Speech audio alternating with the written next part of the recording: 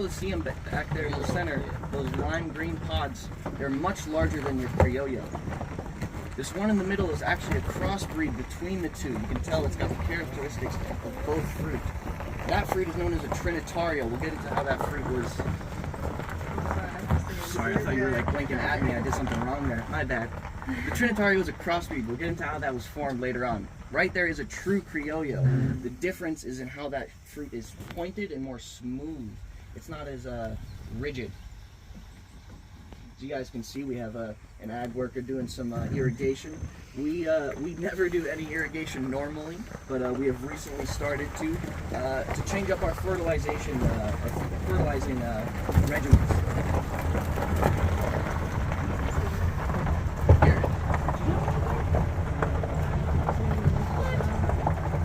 It was founded in Trinidad of 1727 when a hurricane wiped out a cacao farmer's entire population of criollo pods, or trees.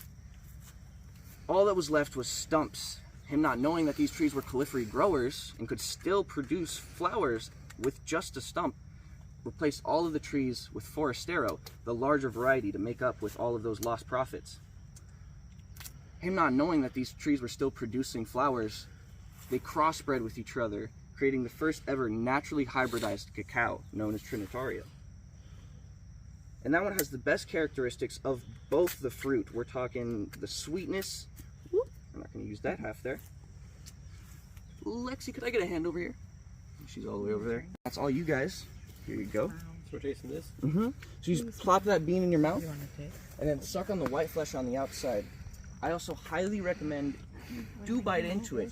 You can't eat the whole thing. It's very bitter though, so eat it with the outside of that fruit. It allows it to counteract. These beans have 40 times the antioxidants of a blueberry. It's like shoving 40 blueberries in your mouth just by eating one of these beans. It is technically a superfood. For a long time, the husk was even thought to be inedible, like coconuts or other things, but actually there's a man, and people will dehydrate the husk, grind it up, and create a gluten-free flour with it, actually. It's not very good, though. I don't recommend it. I like gluten myself. But if you guys actually bite that bean in half, you don't have to chew it, but look at that color of that bean. When you think chocolate, you think brown. It's dark purple. And I never actually noticed the dark purple in our darker chocolates, but when I cut this bean open and saw that, you actually start to see it in our 70, 90%. The more cacao you have, the more it starts to show up. So we're actually going to take you guys over to our processing area where we're going to show you how several thousand pounds of cacao is processed by our ag crew. We only have 3 individuals in our ag crew. They come in these fields every other week to harvest 2,000 to 8,000 pounds and bring them in and process them. So we're going to hop back on the bus, folks. Take as many pictures as you like. Take your time. Handle. You simply smack your pod until that sucker smacks right open. The only issue being you'd lose quite a few beans to the ground, and then you can't use those for food safety reasons. So you can't sell dirty beans. Gosh. The next machine is this guillotine looking thing. You simply take the bean and score the outside until you can crack it open. You don't want to cut all the way through, because if you cut those inner beans, you can't ferment them. They can't go on past this process. You folks want to come over here and look inside of this machine.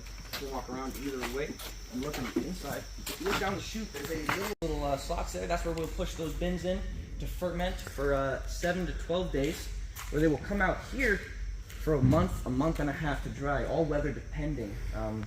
You know, people have told us, ship the beans to Kona. They'll dry in a week. People are very right. They'll dry very quickly. The problem with that, we won't be single origin anymore. And that's the whole thing.